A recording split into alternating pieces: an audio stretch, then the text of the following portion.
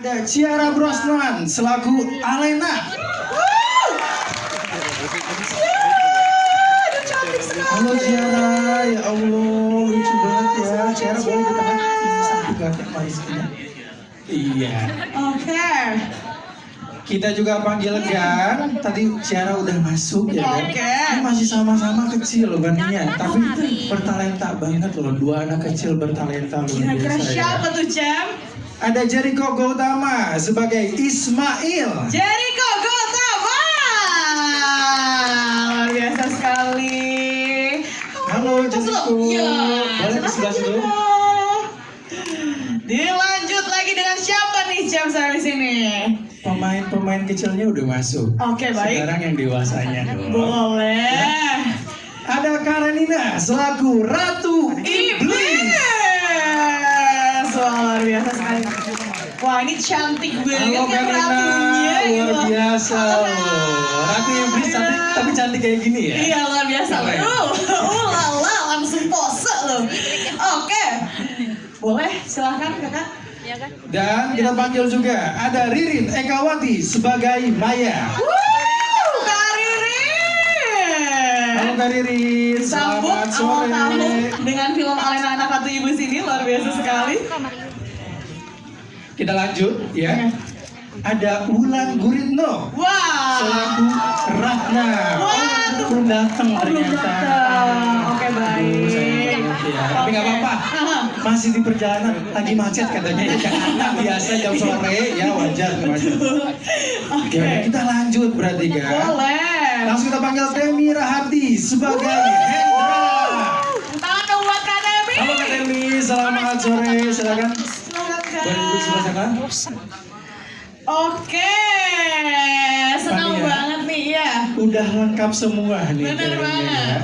Produser, sutradara, pemain, penulis udah kumpul. Yap. Pastinya di sini juga para penonton penasaran. Kira-kira di balik film Alena Anak Ratu Iblis yang sangat-sangat menyeramkan ini apa sih rahasianya? Dan apakah ada cerita-cerita yang menarik yang bisa di-sharing buat penonton semua? Benar banget nih, sebelumnya Fania juga mau ngucapin terima kasih banyak ya atas seluruh kru dan juga cast dan juga produser sutradara yang telah hadir. Dan tentunya tanpa berlama-lama nih, udah mulai penasaran banget saya ya, apalagi setelah melihat film ini gitu kan. Benar. Kita langsung tanya aja, Fania mohon izin dulu nih untuk tanya-tanya langsung ke cast dan juga ke produser dan juga director di sini. Dan pertanyaan pertamanya nih, langsung Fania tanyakan langsung ke Pak Tony ya. Luar biasa banget, Pak. Bapak Solo Oh iya, dong. Bapak Solo. Emang Evania tuh nggak bisa loh ya. Bapak Iya. Tony jauh di sebelah Bener ya, sana. udah berarti Pak Sono aja ya. Pak Solo aja. Pak Sono aja. Jauhan mikrofonnya nggak nyampe. Oh iya benar juga. Oke, baik, ini langsung ditanyakan langsung ke Pak Sonu. Pak Sonu boleh diceritain nggak sih Pak, kalau ini kan filmnya itu kan percampuran antara CGI dan juga film secara langsungnya. Nah, itu konsepnya seperti apa sih Pak? Dan bagaimana proses syutingnya dan juga lainnya membedakan dengan film yang sebelumnya nih, yang sempat dikerjakan juga yang mungkin juga sudah ada cukup agak lama ya Pak. Dan ini adalah film salah satu film horor yang tentunya ditunggu-tunggu nih oleh masyarakat Indonesia saat ini. Boleh diceritain nggak sih Pak seperti apa? Selamat sore. Sore. Kalau seumpamanya untuk proses syuting CGI terutama itu kita memakai sistem baru itu dengan yang disebut oleh perusahaan Dreamcatchers. Terus sudah gitu konsepnya itu terutama dari Manuska. Nah untuk syutingnya itu agak sulit ya karena kita matanya semuanya hijau sih, green screen terus gitu loh. Benar, Green benar terus juga Bapak ya. Tapi untungnya nggak mata duitan Mbak ya. Jangan. Hijau-hijau boleh Iya, ya. hijau-hijau. Boleh. Selama hampir 10 harian ya kita di satu studio dengan storyboard dan terutama sama pemain animasinya juga para kru itu dari storyboard itu kita masuk ke dalam satu yang dinamakan offline screen. Setelah offline screen itu baru kita masuk lagi ke CGI. Setelah CGI itu baru kita jatuhnya ke online. Jadi proses waktunya itu cukup lama ya, hampir Enggak ada saya. 1 tahun ya Pak Tony ya. Kurang lebih 1 tahun untuk pembuatannya. Oke, dengar-dengar katanya kalau misalnya dari teknik CGI ada yang salah dikit itu benar-benar langsung diulang lagi ya sama Mas Sony dari awal. Ya, selain diulang lagi, kalau cuma ada salah sedikit itu mereka harus yang disebut itu roto. Roto itu berarti per frame ya. Wah itu cukup lama ya kalau Cukup lama, nonton cukup satu-satu ya. Tapi luar biasa Waktu banget loh. setahun loh Van, Iya yang terbuat loh. film ini ya kan, karena benar-benar dikerjakan frame per frame ya kan, satu dia. per satu, makanya detail banget nih untuk film tersebut. Benar Makanya banget. membutuhkan waktu yang lama dan akhirnya terciptalah film yang luar biasa seperti ini. Wah, tepuk tangannya dong semuanya. Tepuk tangan dulu Keren nih. banget ya. Luar biasa banget loh. Tapi Pak Sono boleh tanya satu lagi nggak sih Pak? Keunikan yang kira-kira Pak Sono selama ngedirect ini tuh apa sih Kak? Boleh ceritain nggak sih keunikan dari film-film sebelumnya yang pernah dikerjakan oleh Pak Sono sendiri? Oke, pertama dari ceritanya sih, ceritanya sangat unik gitu loh. Ada seorang anak ratu iblis yang lahir di dunia, terus udah gitu dia tugasnya itu untuk membuat dunia ini chaos. Tapi anehnya itu dia pertama harus bikin keluarganya itu kaya supaya berpengaruh. Oh jadi ada iming-imingnya dulu ya Pak? Iya, ini biasa lah kalau setan kan ada Iya iming-iming. benar. Oke, jadi selain dari CGI-nya, dari segi ceritanya juga menarik banget ya Pak. Ya, benar. Oke, terima kasih sebelumnya untuk Pak Sono. Kita lanjut lagi nih Cem, kita langsung tanya ke yang sangat berdampak banget di film ini. Pastinya dong, Siap. semuanya berdampak Siap, Fania ya benar. kan. Nah, Oke. tadi udah nanya ke Bapak Sono selaku sutradara yang langsung berada di lokasi syutingnya ya kan, tahu nih ya kan proses pengerjaan film tersebut seperti Benar banget. apa Oke. ya kan. Tapi tadi belum ditanya apakah ada kisah horor yang pernah dirasakan Bapak mungkin Sono ya. ya kan di balik diciptakannya film ini. Boleh, mungkin ada nggak sih Pak pengalamannya? Oh ada. Oh, ada. Waduh. Apa tuh Pak? Ini Iya. kayaknya para penonton juga penasaran ya kan, karena kalau syuting film horor pasti ada cerita horornya juga nih. Mhm. Ada. Ini selalu setiap kali syuting sama anak ratu iblis ini Alena, Oke. itu pasti, apalagi pas kita syuting Sentul ya, bener ya caranya. Nah, ingat. Itu setiap kali tuh syuting dia itu pasti ada kejadian yang aneh-aneh. Kalau seumpamanya dari kru sendiri juga ya ada selingnya putus lah, ada inilah, ada itulah. Wah. Dan juga saat kita syuting di Jogja itu di mana ya, di mana itu ya Pak Tony ya? Hah? Oh di hutan benar-benar. Oke. Itu ada beberapa kru yang kesurupan sih. Berarti Waduh. banyak banget kendalanya ya kan proses syutingnya, dan juga ada kru yang kesurupan. Saya pikir tadinya bohong. Iya. Setelah mendengar ketawanya saya juga begidik jadi ya. Aduh, pas udah tahu Pak ketawanya seperti itu langsung merinding semuanya ya, langsung percaya. Kebetulan saya juga jadi merinding nih ya. Jangan dulu, Kenapa ya jangan ini? bahaya ya. Ada apa ini? Oh enggak ya? Oh jadi seperti itu ya Pak. Setiap ada alenanya, selalu ada kejadian aneh yang terjadi waktu di lokasi. Iya. Waduh, berarti ini luar biasa banget loh, telah menyelesaikan semua produksi dari awal sampai akhir. Walaupun ada sedikit gangguan dari makhluk-makhluk yang tidak terlihat ini ya Pak. Ya, begitu. Luar biasa sekali. Tepuk tangannya dulu dong semuanya untuk proses produksi Alena Anak Ratu Iblis ini. Oke nih, tanpa berlama-lama kita langsung tanya lanjut aja ke Ibu Shaldo.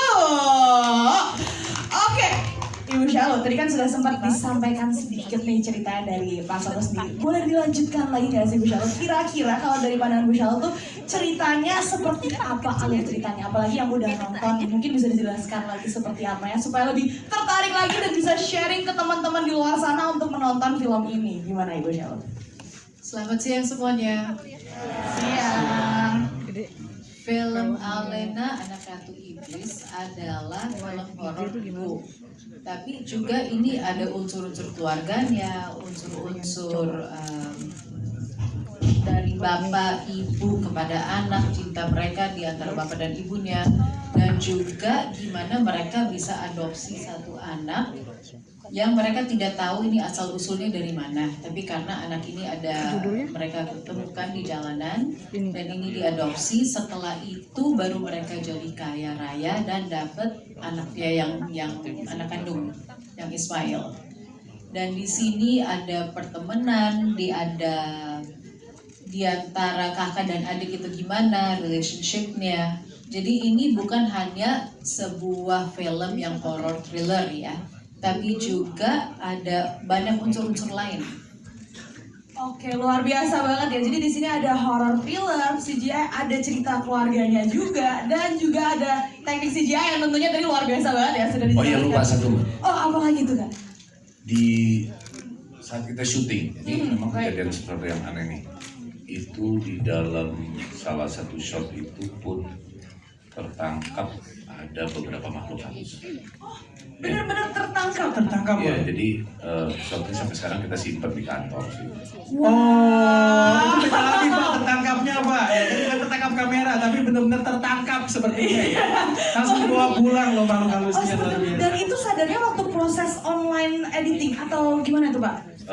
Sewaktu editing, sewaktu syuting sebenarnya kita udah melihat itu, karena kan dia langsung di monitor ya. Oke.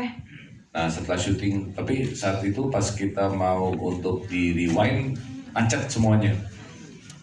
Oh iya. Nah, Wow, jadi ini equipment sempat merinding saya. shutdown. Oke, baik. Tapi filenya apakah aman atau akhirnya tidak terpakai karena ada sosok Ada itu? backup sih, backup yang di backup itu ada. Cuman oke. kalau seumpamanya saat kita syuting itu memang seluruh equipment shutdown. Oke, wow. Saya ada pertanyaan Pak. Kira-kira dari semua makhluk yang tertangkap, apakah ada yang ditaruh di filmnya atau seperti apa tuh Pak? Atau dihilangkan begitu saja? Iya benar. Baik, jadi ada, cuman malu-malu jadi nggak terlalu kelihatan. Jadi hilang. Iya. Padahal kan kalau misalnya Oke. zaman sekarang kan eksis itu penting. Oh ya iya, kan? bahkan di internet aja pengen akses loh dengan Benar. munculnya tadi, Jam. Luar biasa ya. Ratu iblisnya takut. Oh, karena melihat Ratu Iblisnya ya.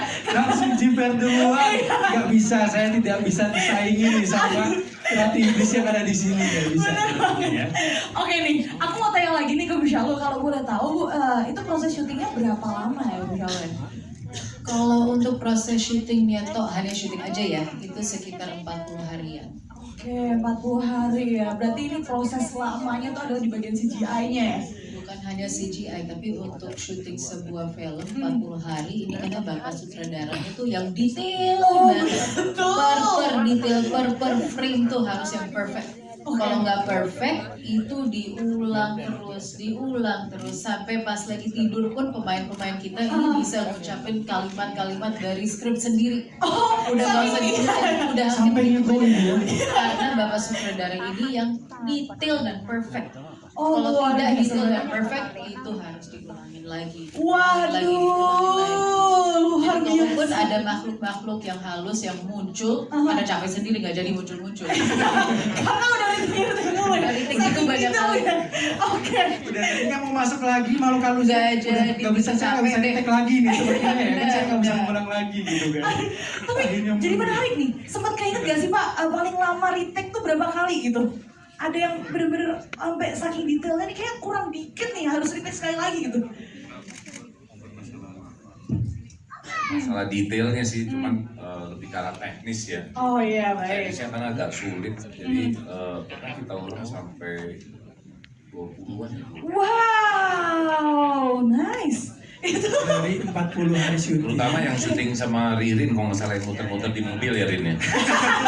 itu kan dari ini udah ketawa-ketawa kayak iya, saya mengalami betul, baik. Padahal Karin itu udah menutup mukanya udah jangan sampai disebut, yang disebut juga akhirnya ya. Nggak apa-apa ya. Itu tuh salah satu proses dari semuanya akhirnya bisa menciptakan film sekeren ini loh Vania ya kan. Itu dia. Jangan sampai ada kesalahan sedikit pun. Bener banget nih Jam. Dan tentunya luar biasanya semua kerja kerasnya telah terbayarkan setelah jadinya film ini. Dan tentunya luar biasa banget kita semua sudah menonton hasilnya. Keren banget nih Jam. Bener banget, keren banget Yap. nih. Nah, nih Jam, kalau tadi kan Fani udah tanya-tanya nih ke produser dan juga sutradara. Kira-kira gak lengkap nih rasanya kalau kita nggak tanya ke cast-castnya langsung dan juga penulis yang sudah hadir di sini nih. Kamu lupa satu hal. Oh, iya dong. Tentunya sehabis dari sini saya harus tanya ke penulisnya. Nah itu dia ya kan. Itu Kalau dia. misalnya nggak ada sosok penulis seperti ini, ya kan ada filmnya Vania. Bener ya. banget, dan tentunya media di sini udah pada nungguin nih. Tanpa berlama-lama kita langsung tanya aja nih ke Kak Maruska. Halo Kak. Halo. Gimana Iya, kabarnya semuanya Kak? baik. Aduh, ini sempat seperti yang kita udah tahu ya, Kak Mariska tuh sering banget untuk nulis film-film yang horor ya Kak. Nah, aku penasaran banget, kepo banget nih Kak. Kira-kira ide pertama nulis Alena Anak Ratu Iblis dari mana? Inspirasinya apa? Dan yang membedakan dengan tulisan Kak Mariska yang lalu-lalu itu apa sih Kak? Waktu itu sih aku ingat banget kita pertama kali ngobrol sama Pak Sonu, sama Bu Sonya, Bu Shalu. Kita pengen bikin sebuah film horor sih yang berbeda. Pertama itu, kita pengen bikin sesuatu yang berbeda. Kita nggak mau bikin cerita tentang sebuah keluarga datang ke sebuah rumah, rumahnya ternyata haunted lah, ada setan ini, setan itu, kita nggak mau gitu. So, emang kita mau bikin sesuatu yang beda banget, kita mau bikin sesuatu yang besar. So, apa nih yang lebih besar yang kita pikirin setan apa, mau bikin seperti apa yang lebih besar dari anak setan gitu, nggak ada kan gitu. So it's the devil itself gitu, tentang si iblis, si setan ini sendiri dan ya anaknya gitu, anak yang seperti tadi Pak Sono bilang, anaknya yang lahir di dunia ini untuk membuat kegaduhan, membuat rusak dunia ini.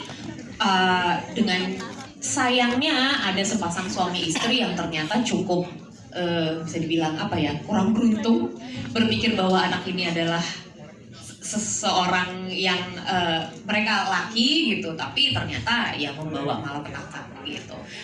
Dan yang kita tahu kan, setan nggak akan, bukan setan ya, iblis tidak akan memberikan segala sesuatu secara cuma-cuma, pasti akan ada yang diambil gitu, akan ada sesuatu yang diambil gitu sih. Semuanya nggak ada yang gratis. Nggak akan ada yang gratis.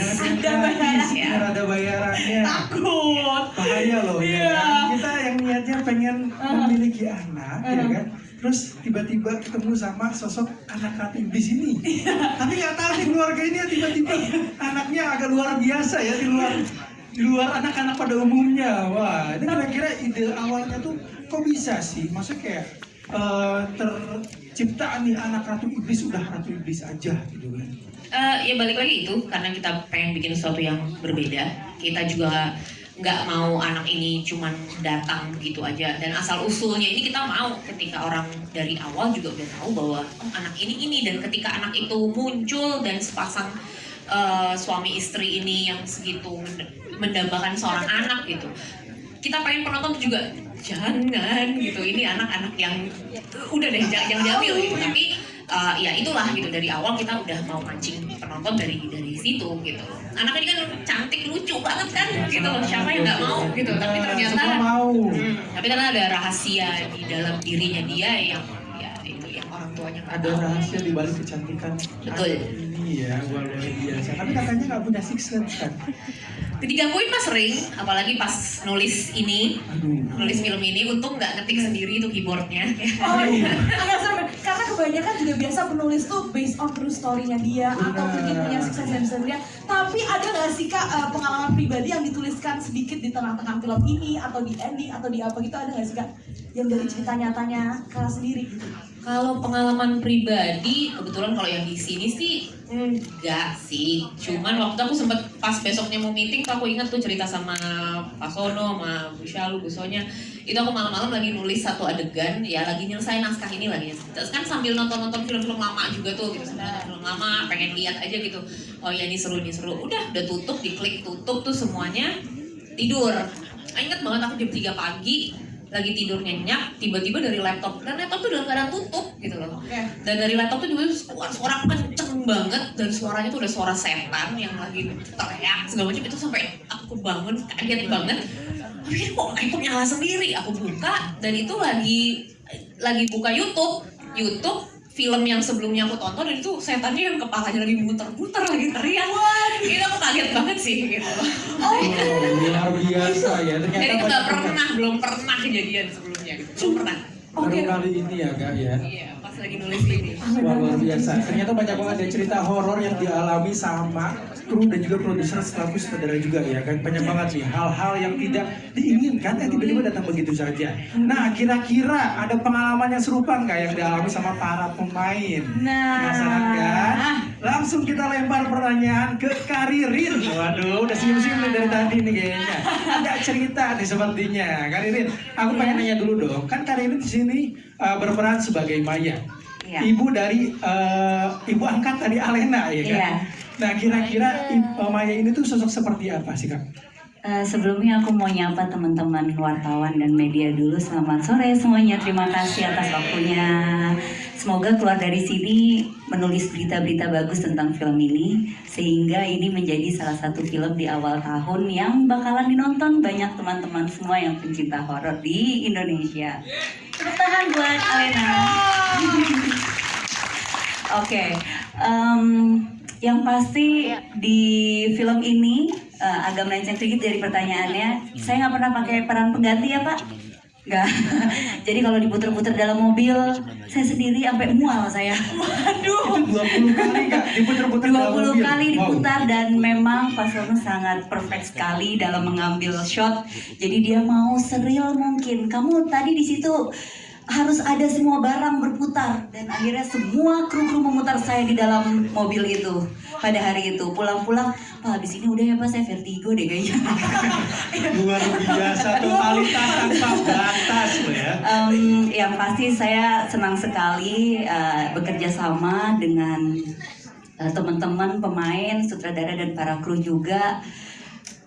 Setelah 3 tahun ya Tem ya, akhirnya film ini tayang juga. Hasil kerja keras kita semua, semoga bisa diterima untuk yang pecinta film horor. Ini salah satu warna menurut aku yang baru lagi buat kita semua. Jadi ayolah nonton bareng-bareng. Oh, nonton dong ya. Ini harus melihat dari kerja kerasnya Karina juga yang sudah diputar 20 kali lebih ya kan? Sampai pulang-pulang vertigo ya. Iya, betul vertigo. Yang pasti selama bermain bersama Alena, wah luar biasa, dia bermain sangat bagus. Saya sampai nggak berani lihat matanya. Dan dia ya setiap kali dia masuk di shot, dia menjadi anak yang berbeda. Menakutkan. Berbeda dari sosok aslinya ya. Padahal aslinya Iya. kan cantik, Cantik, lucu ya manis, kan, menggemaskan. Tapi ternyata menggemaskan. pada saat take langsung berubah. Wow. Nah, di sini saya berperan sebagai Maya yang menjadi istrinya Temi Rahadi di sini. Terus kita berdua menantikan anak sudah sekian lama. Tiba-tiba diketemukan dengan anak yang wah ini dia nih yang ditunggu-tunggu. Jadi besar banget keinginan aku untuk mengambil Alena pada saat itu. Ternyata di berjalannya waktu banyaklah muncul masalah-masalah yang ternyata berawal dari dia. Dari anak lucu Dari ini. anak cantik ini. Ya begitu. Oke, luar biasa banget loh Luar biasa ini banget, cerita kita banyak hari banget ini. pengalamannya. Yap. Dan bahkan diputer-puter selama 20 kali. Itu kebayangkan orang diputer-puter dalam ruangan atau dalam mobil ya kan Yap. 20 kali. Mohon maaf Pusingnya itu kayak pusing gimana? banget ya Bun. Benar. Oke deh, ini kita langsung lanjut lagi nih. Kita tanya sama sang ratu iblis, Kak Karenina, apa kabar Kak? Halo, kabar baik. Thank you for having me. Halo teman-teman semua, terima kasih udah nonton film kita, hasil kerja keras kita. Senang banget bisa share akhirnya ke teman-teman semua. Aku juga sudah menantikannya ya. Sudah menantikannya ya, akhirnya bisa ketemu sama para penonton semua ya. Kak, boleh nggak sih diceritakan nih, karakter Ratu Iblis itu sendiri seperti apa? Dan adakah pengalaman-pengalaman yang pernah kakak alami di set? Atau enggak setelah selesai syuting dan lain sebagainya? Kayaknya banyak banget yang penasaran, apalagi sosok Ratu Iblis takutnya kebawa sampai rumah kan? Ngeri soalnya. Ya, jadi aku dalam melakukan berbagai peran, aku selalu melepaskan diri aku dari diri aku yang sebenarnya menjadi peran tersebut. Jadi aku butuh 2 hari menyendiri gitu sebelum masuk ke set, terus memanipulasi otak aku sendiri bahwa aku adalah sang Ratu Iblis ya kan. Jadi cara dia bergerak, body language dan lain sebagainya, aku mendalami dulu. Jadi pas sampai set aku udah siap. Oke, itu proses pendalaman karakternya berapa lama tuh Kak? Berarti tadi 2 hari itu ya? Pastinya sebelum itu kita bersama Pak Sonu, Ibu Shalu, Ibu Sonia, dan Pak Tony juga udah sering berdiskusi, melakukan test shoot, terus fitting. Jadi kita udah siap banget, udah melakukan perbincangan kira-kira dia ini looknya seperti apa, apa sih yang mau dihadirkan sebagai si Ratu Iblis ini. Nah setelah kita udah merembukannya, kita setuju dengan satu konsep. Di situ aku mulai menyendiri dulu sebelum tanggal hari H aku harus masuk set. Terus aku yang berusaha embody sang Ratu Iblis. Luar biasa. harus menyendiri dulu jadi sebelum masuk ke lokasi syuting. Itu dia nih. Bener-bener Jang. totalitas banget. Oke. Nah, selain itu ada nggak sih kisah horor yang pernah dialami sama Karin? Horor, mungkin itu aja ya perasaan yang lupa dengan Ninanya gitu loh. Udah bener-bener jadi sang ratu iblis gitu. Jadi cara saya memandang, cara saya berjalan, cara saya apapun itu di dalam set saya udah ala-ala iblis gitu. Tapi untungnya nggak ke bawah sampai rumah. Aku kalau lepas karakter bisa lama Beb, sampai 3 bulan. Sampai 3 bulan. Berarti ini selama 3 bulan setelah selesai syuting masih jadi ratu iblis. Masih di rumah ya. Waduh, kasihan suaminya sama anaknya ya. Tapi nggak bikin trauma. Beneran, soalnya karena kita sangat intuit banget kan. Aku tuh kalau berperan bahkan aku jarang bisa ngobrol. Untungnya sesuai dengan karakter sang ratu iblis ini aku bekerja di depan green screen. Jadi adegan aku lebih banyak sendiri. Jadi aku bener-bener bisa yang stay in character gitu loh. Benar-benar. Oke. Luar Sampai biasa. disendirikan supaya bisa dapet tuh sosok sang ratunya nih. Ini nggak kebayang sih kalau misalnya Cema jadi ratu iblis juga ya. Green screen sendiri, main sendiri, acting sendiri, jadi iblis sendiri. Akhirnya sampai ke rumah agak ke iblis gitu. Aduh, jangan sampai dong ya. Jangan ya. Oke nih Cem, kita langsung lanjut lagi nih ke pertanyaan selanjutnya. Di sebelahnya Karin langsung nih sudah ada Kak Temi. Halo, selamat sore semua, selamat sore rekan-rekan media yang hadir, terima kasih. Ya, oke, Kak Temi, ini kita mau tanya nih. Kak Temi kan di sini sebagai Hendra. Nah, itu karakter boleh diceritakan nggak sih Kak? Seperti apa sih emangnya? Oke, bicara tentang Hendra di film Alena Anak Ratu Iblis, jadi pertama kali saya ditawarin saya agak takut ya, dalam artian takut gini, 7 tahun saya nggak main sinetron, saya nggak main film, saya nggak acting lah intinya. Ketika ditawarin, yakin nih film lagi, Pak Sonu lagi dari produser saya gitu kan, waduh ini pasti ekspektasinya akan tinggi gitu. Akhirnya yang saya tanya pertama lawan main saya siapa? Lawan main saya adalah Rina Dekawati. Kebetulan kita dulu pernah sering banget ya project bareng. Akhirnya itu salah satu pertimbangan saya mau ambil film ini selain cerita yang bagus. Kemudian tokoh Hendra ini seorang family man. Dia adalah ayah yang menantikan anak di dalam keluarganya. Saya dalam kehidupannya adalah pejuang 2 garis. Menjadi seorang ayah, menjadi seorang pejuang 2 garis itu nggak mudah. Emosinya kita nggak bisa stabil. Bagaimana kita juga menghandle istri di situ. Kemudian juga banyak unsur-unsur dalam kehidupan saya bawa ke film ini. Terutama bagaimana cara menantikan anak, bagaimana kita sebagai pejuang 2 garis. Kebetulan saya juga banyak dibantu sama Ririn, gitu kan. Kemudian mungkin tadi beberapa teman-teman juga sudah banyak menceritakan tentang horor dan thrillernya. Saya ingin lebih menambah angle ke unsur keluarganya. Yang menarik adalah di sini juga diceritakan bagaimana kita berkeluarga, bagaimana pentingnya peran dari ayah dan juga ibu. Jadi di sini kita ingin ngasih pesan juga bahwa rumah tangga itu bukan cuma seorang ibu. Anak itu besar bukan cuma karena seorang ibu, ada peran bapak di situ. Biasanya anak dekat sama bapak itu akan jauh lebih cerdas. Nah, saya ingin mengajak teman-teman ataupun siapapun, yuk ajak anak-anak kalian, terutama para ayah yang ada di luar sana, yuk ajak anak kalian datang ke bioskop nonton film Alena Anak Ratu Iblis. Ada message yang tersembunyi di sana. Tonton aja filmnya. Luar biasa tepuk tangannya. Lain menceritakan tentang kisah horornya, tapi Akademi ini malah menceritakan sosok dari keluarganya, ayahnya luar biasa loh, punya pandangan tersendiri. Dan itu benar-benar luar biasa banget. Nah. Kalau tadi kita udah nanyain orang tuanya, nggak lengkap rasanya kalau misalnya kita nggak tanya sama anak-anaknya langsung nih. Nah, ini nih anak-anak yang manis-manis tapi ternyata ada sesuatu di baliknya. Ada sesuatu di baliknya. Halo Ciara, selamat sore Ciara. Halo, selamat sore semuanya. Selamat sore, itu lucu banget ya. Gemes gitu rasanya Gemes pengen banget culik ya. kan. Enggak ya? Ciara, aku mau nanya dong, boleh nggak? Bu, nggak boleh ya? Kenapa lu yang takut bang?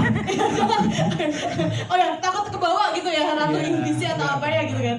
Masa anak secantik ini Ciara, boleh nggak sih diceritain Ciara tuh waktu main sebagai Alena tuh umur berapa sih? Dan kira-kira apa yang menarik dari sosok Alena ini? Lagi ingat-ingat dulu, lagi muter ya kan memorinya. Ingat-ingat dulu, saya umur berapa? 2, 3, 4, 5. Lagi mikir dulu. Berapa Ciara? Kayaknya 7 7 atau enggak 8 tahun.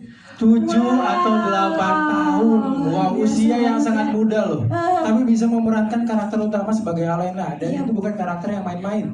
Sebagai anak ratu iblis. Itu dia. Nah, kira-kira apa sih yang dialami sama Alena ini, atau misalkan sosok Alena itu seperti apa sih yang cara ingat kira-kira?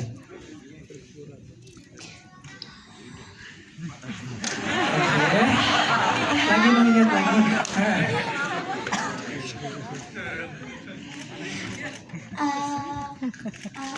Alena adalah anak yang baik, anak yang lucu. Ya kayak iblis. Benar banget, benar sih. Benar, kami benar. Benar Kayak iblis. Anak ratu iblis ya kayak iblis. Gak mungkin, gak mungkin. Kayak Gak salah, malaikat itu enggak? gak salah, Iya. gak salah. Tapi Ya udah deh. perasaannya Ciara gimana? Seneng nggak?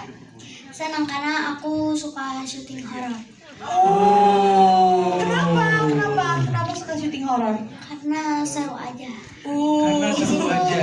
Dan tadi kan juga ada tuh kalau misalnya Ciara itu salah satu sosok yang bisa berubah karakternya Itu ketika dia. memainkan peran. Itu dia. Makanya dia suka banget. Nah, terus gimana tuh jadi Ciara? Ini pertama kali jadi yang iblis-iblis gitu. Oh baik, karena sebelumnya sempat mainnya tapi bukan yang iblis ya. Tengok. Oke. Habis itu ada adegan yang aku di-retake mulu. Gara-gara itu susah banget. Apa tuh kira-kira? Itu ada di atas kolam, itu dalam banget. Terus itu aku diseling. Itu tuh Aduh, Pak Sono jadi merasa bersalah gitu kan? Iya, jadi merasa bersalah ya Pak. Perfeksionis. Nah, untuk hasil yang terbaik tentunya. Itu dia. Oke, lanjut Ciara.